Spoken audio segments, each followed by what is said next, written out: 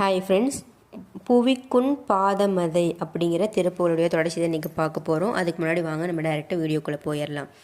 இன்றைக்கி நம்ம பவமதை தெரிக்குஞ்சாமி அப்படிங்கிற இந்த வரியோட தான் இந்த திருப்புகளை தொடர்ச்சியாக பார்க்க போகிறோம். ஸோ தொடர்ச்சி வரி என்ன அப்படின்னா பவமதை தெரிக்குஞ்சாமி. பவமதை தெரிக்குஞ்சாமி அப்படின்னா தெரிக்குஞ்சாமின்னா தெரிக்க விடக்கூடிய சாமி. எதை தெரிக்க விடக்கூடிய சாமி?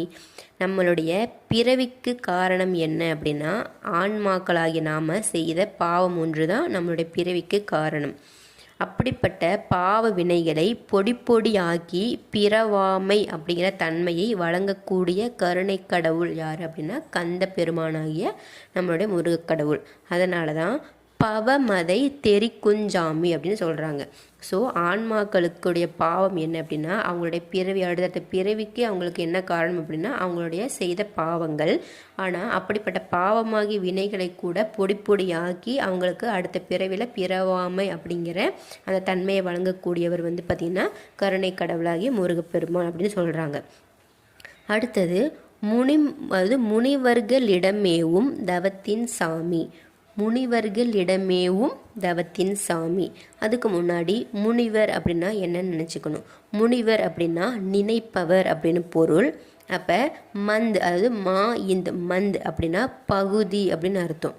அப்போ நினைக்க வேண்டியதை நினைப்பவர்கள் தான் முனிவர்கள். அதனால தான் முனிவர் நினைப்பவர், மந்துனா பகுதி, நினைக்க வேண்டியதை நினைப்பவர்கள்.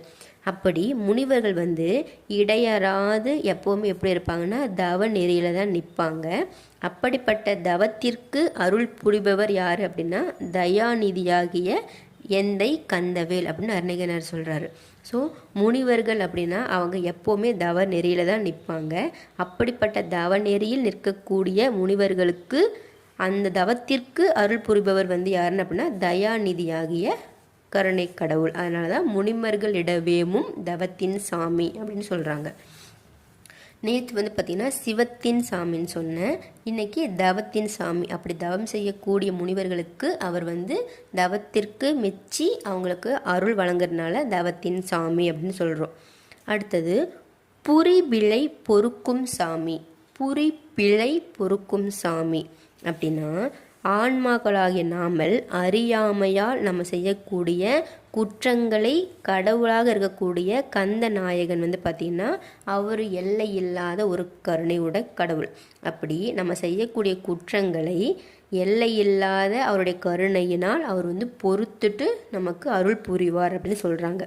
ஆனால் எது வரைக்கும் அவர் பொறுத்துக்குவார்னு தெரிஞ்சுக்கணும்ல. இதுக்கு முன்னாடி ஃபஸ்ட்டு என்னென்ன பிழைகள்லாம் இருக்குதுன்னு பார்க்கலாம்.